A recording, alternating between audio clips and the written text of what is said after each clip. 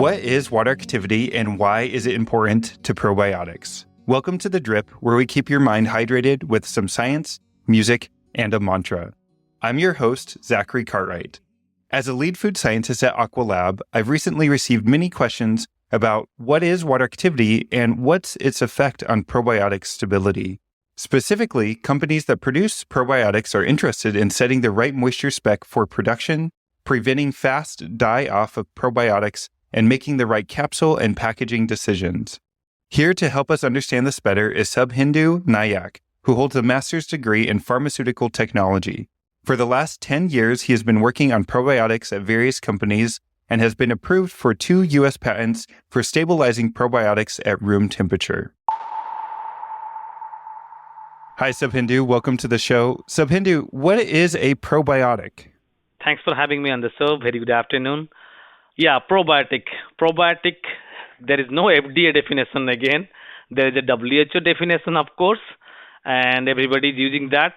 As long as it's a live organism and it provides beneficial to the host, you can call it as a probiotic. And probiotic now on today's era, you can define into 3 different categories: spore forming, non-spore forming, and next generation probiotic. Spore mainly broadly divided into Bacillus coagulans, Bacillus subtilis, Bacillus clausii. Now you can see in the market, which are kind of much more resistant to temperature. So definitely there is more application of the spore or spore forming probiotic bacteria because of its resistance to heat or moisture. So that's why you see in the market those are implemented or the application area much more in terms of food, beverages, in terms of gummy application. The other category is non-spore, which is lactobacillus or bifidobacterium. The use is limited or application type is limited to only capsules or in some cases to tablet because these are quite moisture and temperature sensitive. And again, when we go for even if for the tablet application, because of the compression force, there is die off. Always there is a selection of strains from non-spore ones, and whichever is viable, only those options are explored, and based on the stability, those comes into market. And the third generation is the next generation probiotic. Now you can see people talking about Akkermansia mucinifila. So that's the next generation probiotic. So broadly, these are the different kinds of probiotic what you can see on today's date. And when it comes to measuring water in probiotics, what are the methods that you see companies use, and what do you use to measure water in these types of products?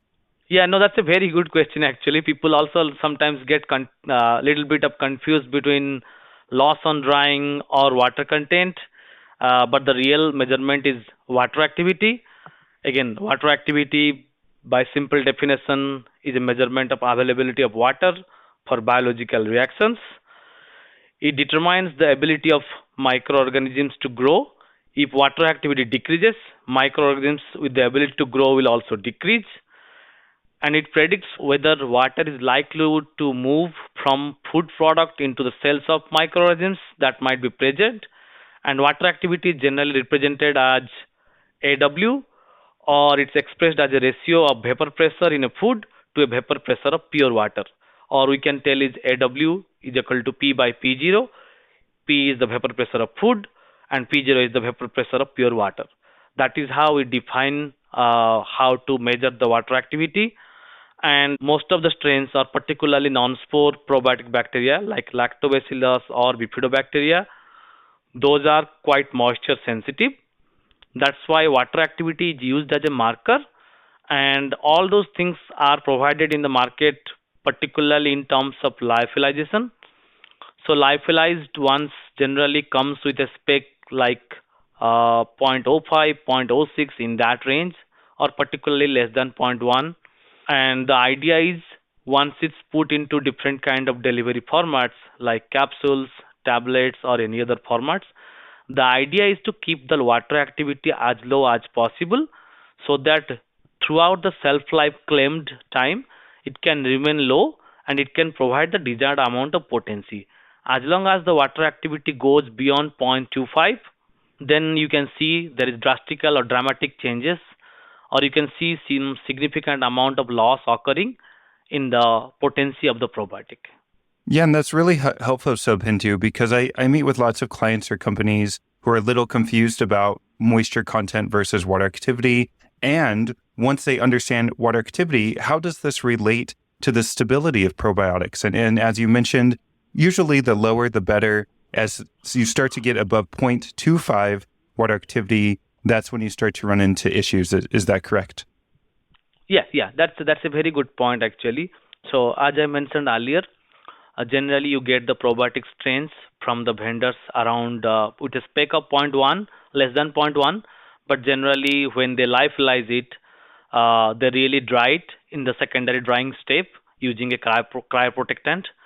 They generally dry up to a level of 0.05 or 0.06. But the real challenge occurs once someone provides you that strain with 0.05, 0.06 in lyophilized state, then someone receives it. Then the interesting part is actually when someone try to process it at their end in the production facility. Suppose we are going for a capsule, then someone put it in dispensing area or kind of a pharmacy to weigh it.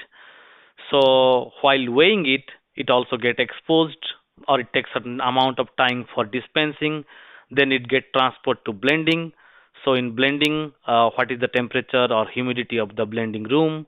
What kind of blender is used? How much amount of headspace is in the blender? If the headspace is really high, then it gets a good amount of air exposure also.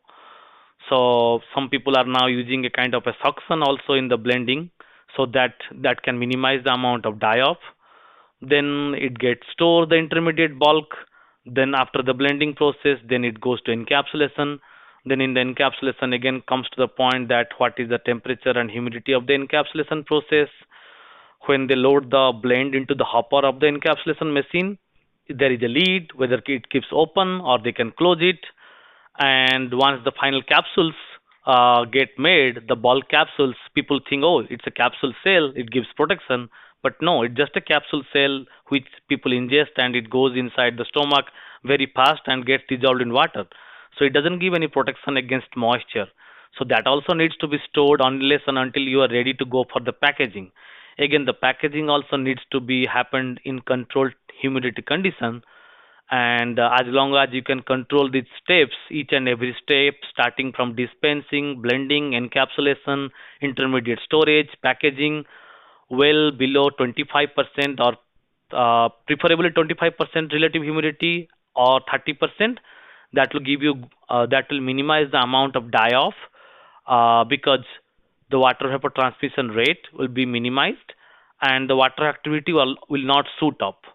The second factor is actually when you take these probiotics and add with some other excipient, lower water activity. Some of the excipient might come with higher water activity like zero point 0.3 or zero point 0.4, and when you formulate certain amount of delivery format, that excipient remains adjacent to the strain. So if that excipient remains on the higher water activity, suppose like zero point 0.3 or zero point 0.4, that immediately makes the water available to the probiotic strain.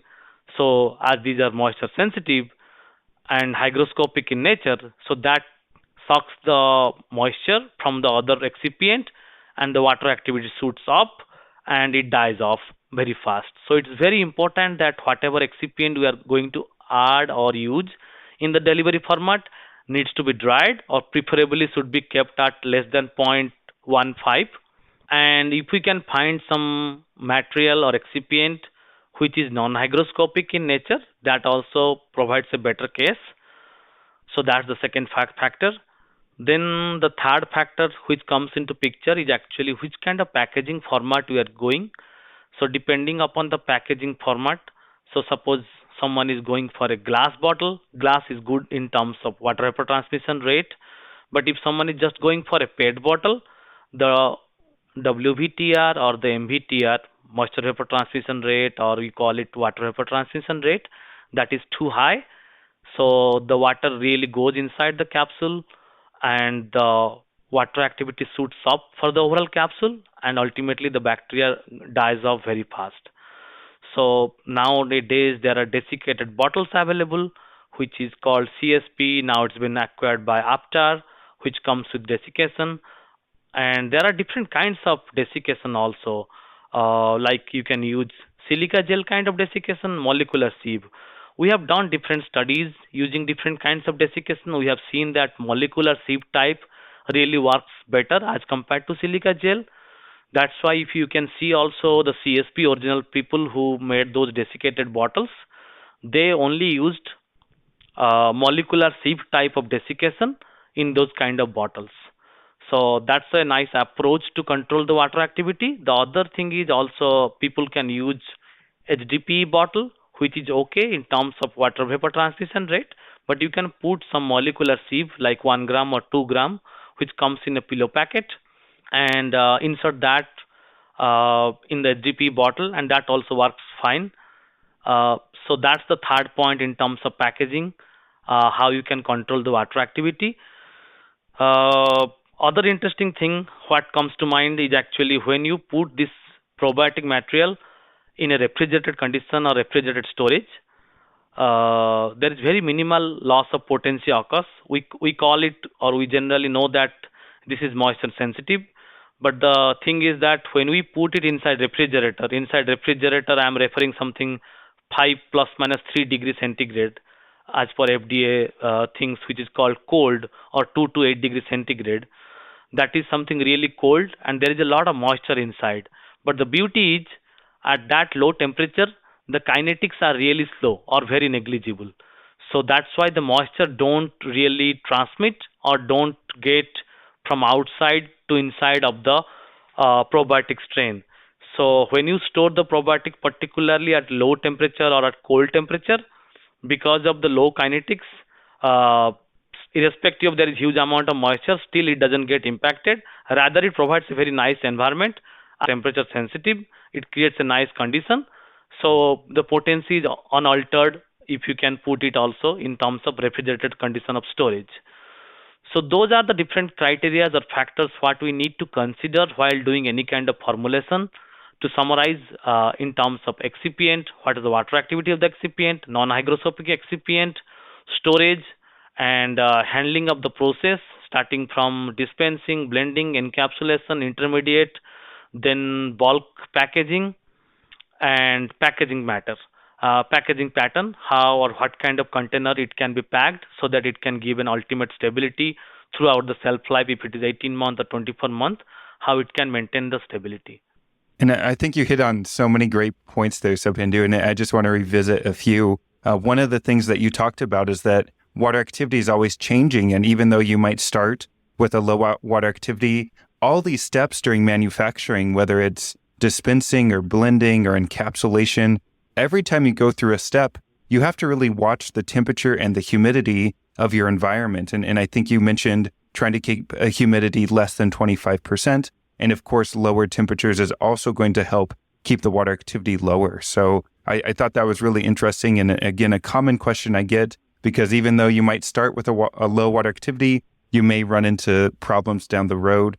Another point that I just wanted to hit on again is the importance of starting with low water activity ingredients, especially those excipients that you mentioned. And I see more and more companies setting limits on incoming ingredients to have as low of water activity as possible. And any company that tries to do this by looking at moisture alone doesn't have the resolution that they need in order to really stay on top of this and prevent some of those moisture challenges down the road.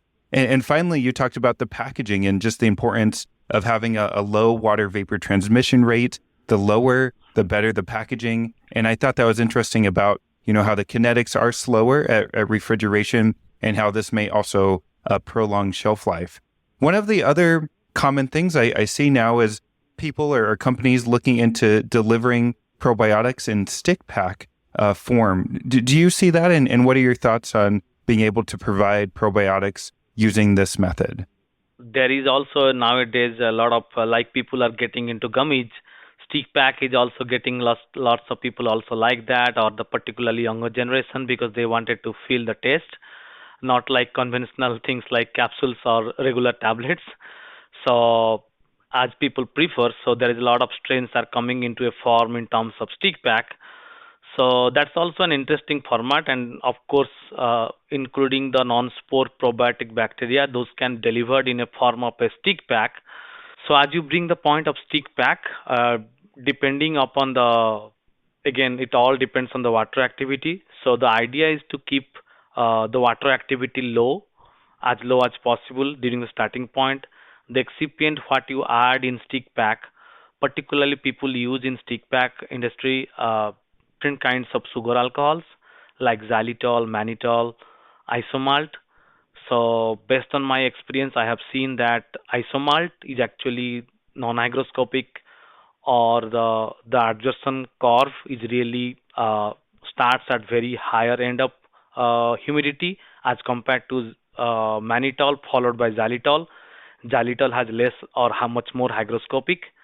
So when you generate or formulate a stick pack, the idea is actually go with again people prefer also xylitol because xylitol has highest amount of negative of heat of enthalpy. That's why when you put it in mouth, it provides a very cool sensation.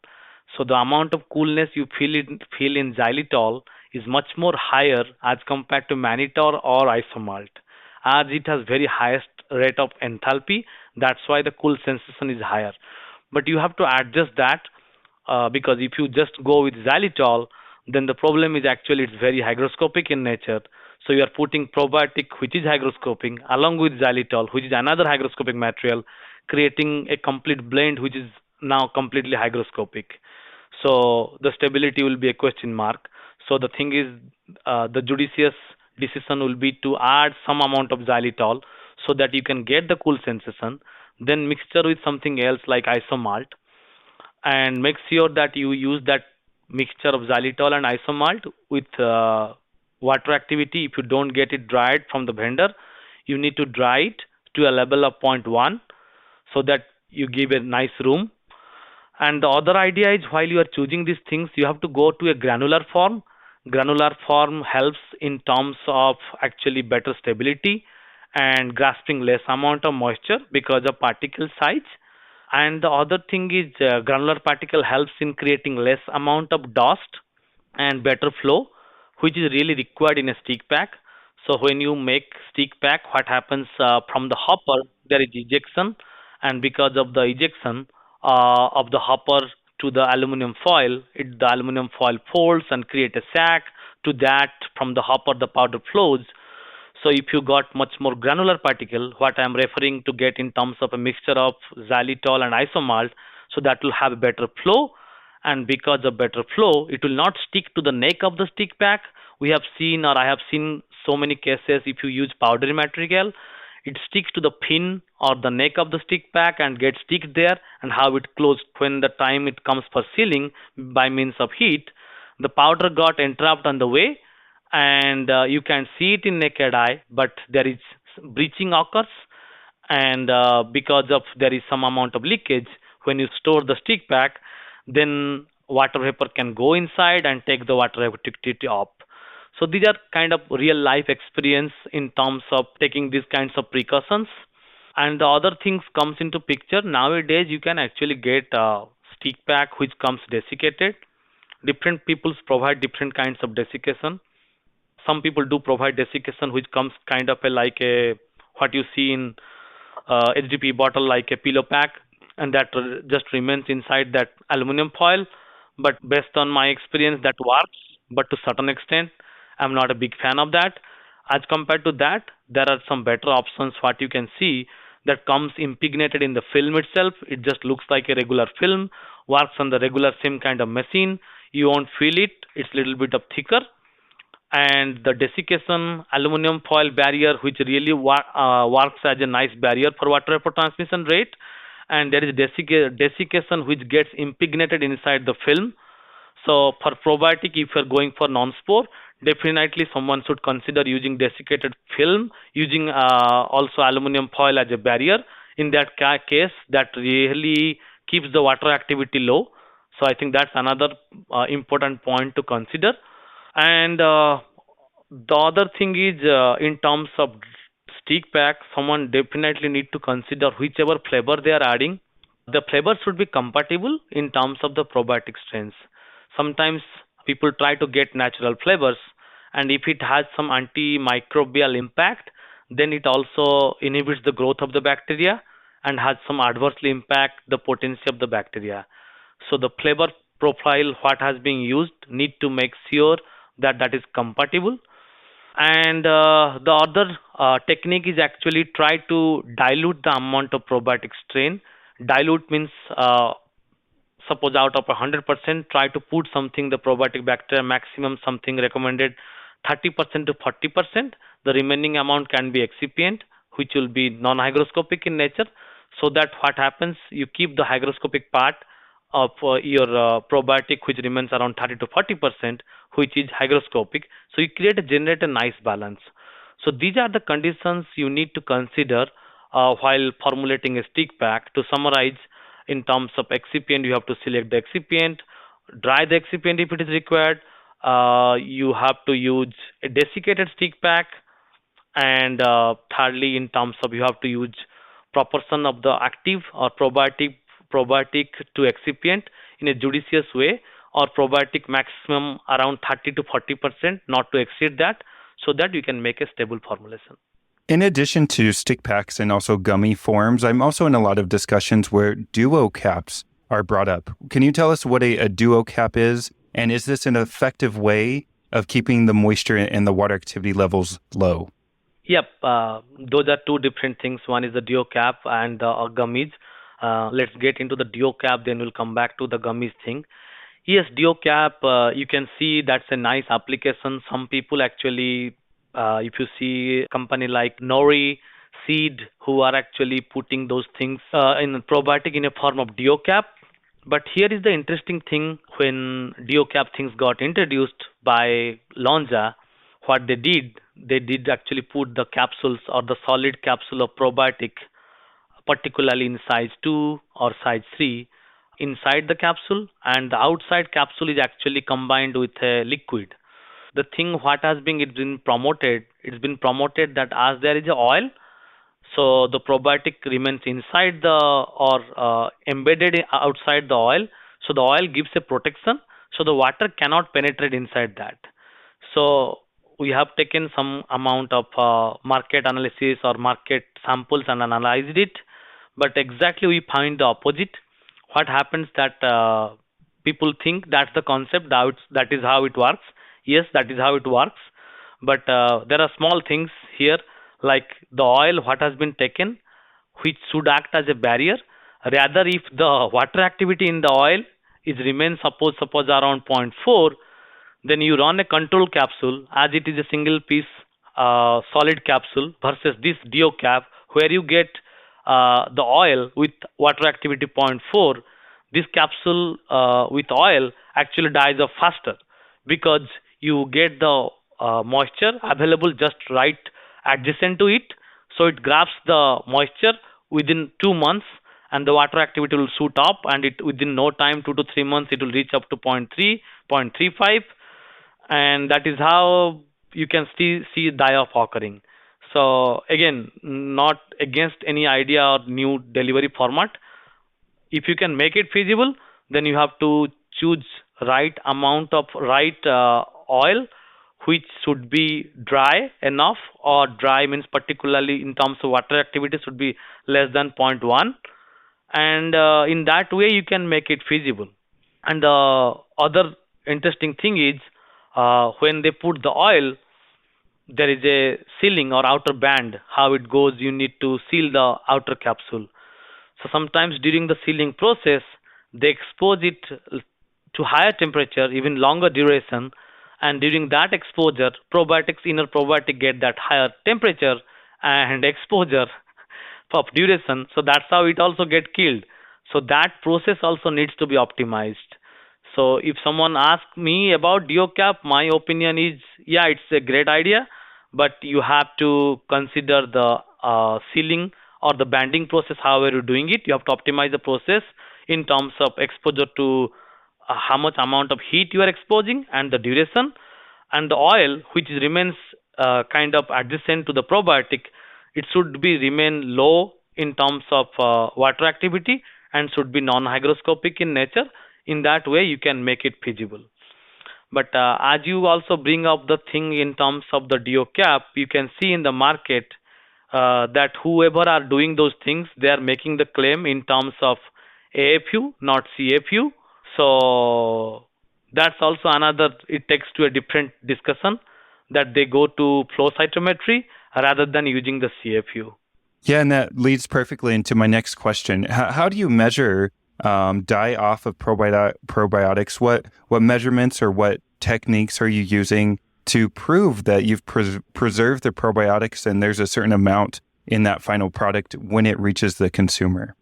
So the thing is that if we go by the conventional technique on today's date, that is still powerful. That is plate counting, and that is what we do it in terms of CFU per gram.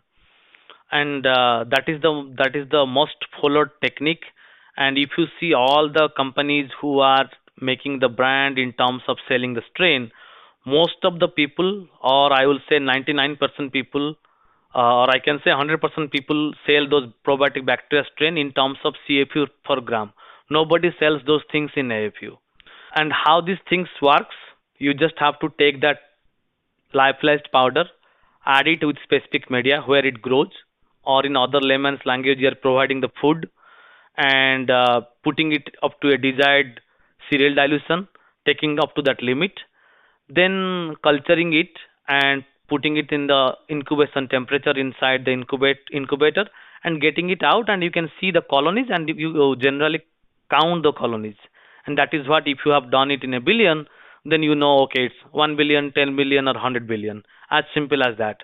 And if you also go, I think 100% again, all the companies who are selling probiotic strain, all of them had did this study, clinical studies, what I mean, all related to CFU. 5 billion CFU of lactobacillus provide you immunity. 2 billion of bifidobacterium lactis give you digestive things. Everything is related to CFU.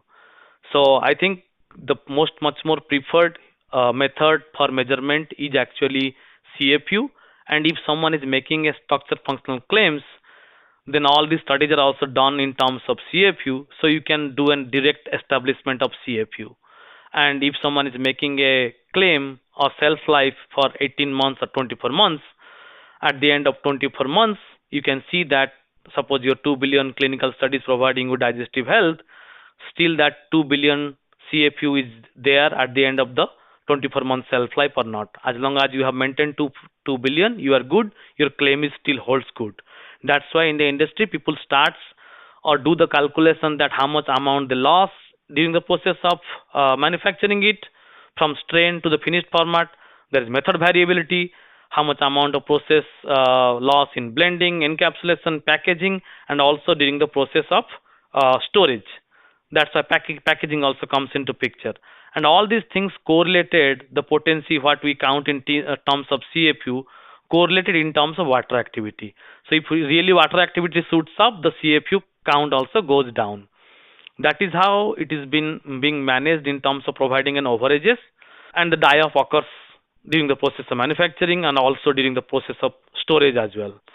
But there is an alternate approach. Some people take it particularly in the finished product. Instead of going through the plate count, they do it using flow cytometry, where there is a dye and there is a light passes through the dye, and you can see that how many cells are live, how many cells are injured, and that is how you represent in terms of AFU. There is no direct establishment of correlation between CFU and AFU. Just for simple logic, we can tell that suppose we start a capsule, suppose at 10 billion CFU, during the process of manufacturing, initial time 0, if it is 10 billion CFU, it is also 10 billion AFU. There is no difference, same number. But what happens during the process of storage, some cell integrity happens or something happens in terms of membrane. There are some cells converts into, it's called VBNC, viable but not culturable. So when you plate it, it will not form colonies. That is why it's called viable but not culturable. And when it cannot make any colonies, you cannot get those numbers in CFU. So the capsule what we started at 10 billion CFU or slash 10 billion AFU, when you measure it after 6 months, in CFU it might be 8 billion CFU because you lost 2 billion. But in AFU, it might be having 9.8 or 9.9 AFU. That's why you always end up in getting a higher number in AFU when you go between CFU and AFU comparison. But the real question comes into picture that the cells what you are counting, which are injured cells, or it might have injured 90% also, but still you are getting a count against that. And those are called VBNC, viable but not culturable cells. Does it really have any health benefit? That's a big question mark. And all the clinical studies, whoever is doing or whatever structure functional it has been claimed, all has been correlated to CFU. So if someone is taking an approach in terms of AFU, how true it is, how can they can make structure functional claims, I think there is a lot of questions arises there. Of course, we can tell that it doesn't take that much time as compared to plate count, where you have to culture it for 2 to 3 days to get the colonies formed.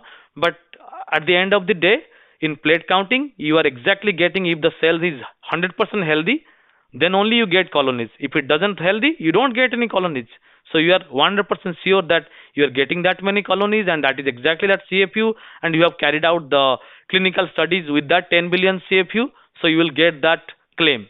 But if you are taking the approach of AFU, then whether you are doing a right justice or not, it's totally up to you how you are manipulating or you are altering the things, you are measuring those injured cells. Is it the right thing, wrong thing? These are the things I think has not been answered by FDA, or FDA don't provide a clear guidance also on that. But again, most of the things if you see on the today's market, it comes with CFU, and the people who sell strain, who carried out the studies also, they put it in CFU per gram.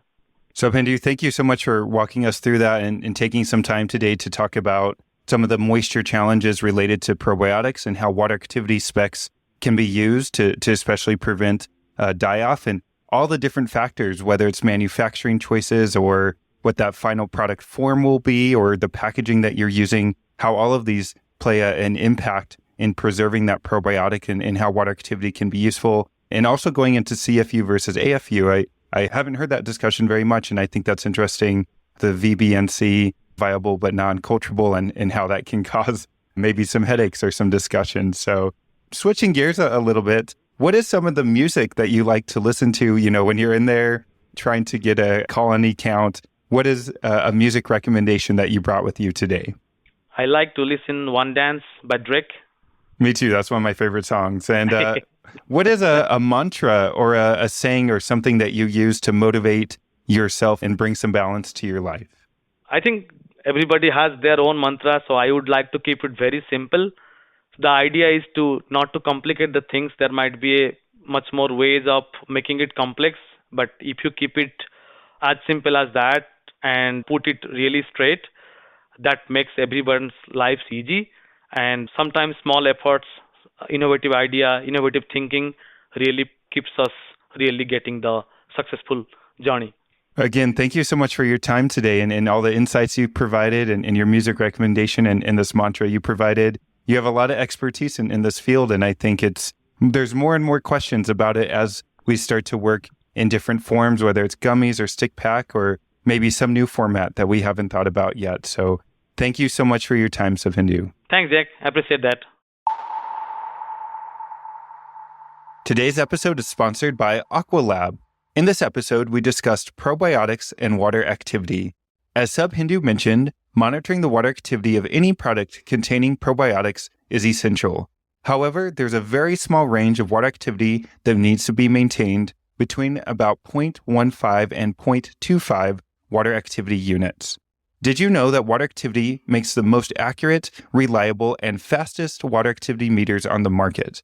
Specifically, AQUALAB uses two primary direct methods called a dew point sensor or a tunable diode laser sensor.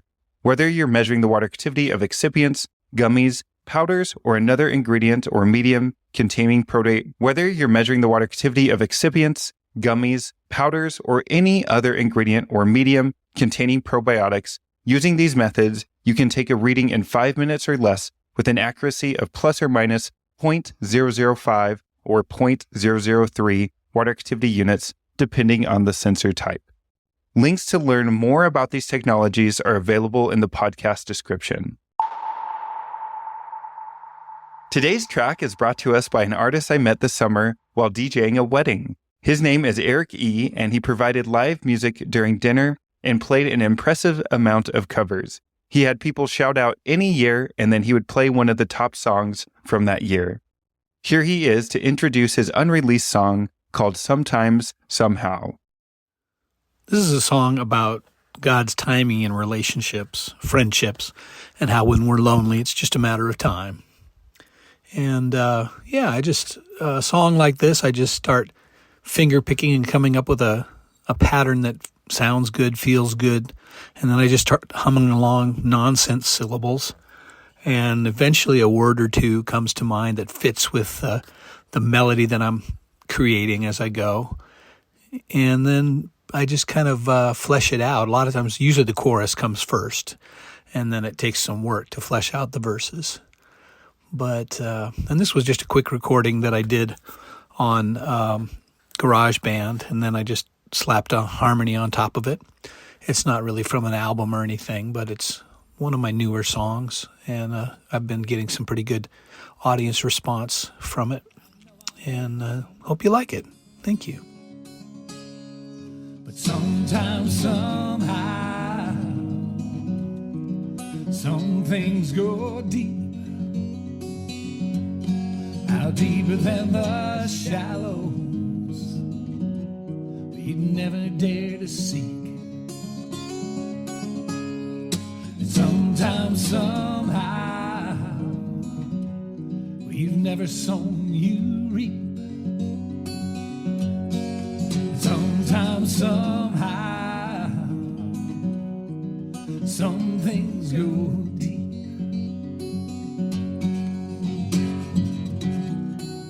And isn't it amazing what grows from a little seed? We scarcely can imagine, we hardly can believe. Some things have been decided a long, long time ago, and some things meant to be before we even know. But sometimes, somehow, some things go deep, out deeper than the shallows we'd never dare to seek. And sometimes, somehow, you find a treasure you can keep. Sometimes, somehow, some things go deep. As always, to finish off this episode, I'll be offering another mantra. As a reminder, this can be a single word, a phrase, just something that you repeat to yourself to feel calm, maybe motivate yourself, or express something that you believe in. Today's mantra is, I radiate energy and uplift everyone around me. I'm going to repeat this 3 times, and maybe you can say it to yourself, or maybe even out loud. Here we go. I radiate energy and uplift everyone around me. I radiate energy and uplift everyone around me. I radiate energy and uplift everyone around me. As you keep this mantra in mind, I also challenge you to think about one thing you've done, no matter how small, that you're proud of, that you are proud of. As you keep this mantra in mind, I also challenge you to think of one thing that you've done, no matter how small it is, that you are proud of. Thanks so much for listening to this episode. My name is Zachary Cartwright, and this has been another episode of The Drip, brought to you by AQUALAB. Stay hydrated, and see you next time. Sometimes, somehow, yeah, some things go deep. Oh, yeah. Sometimes, somehow.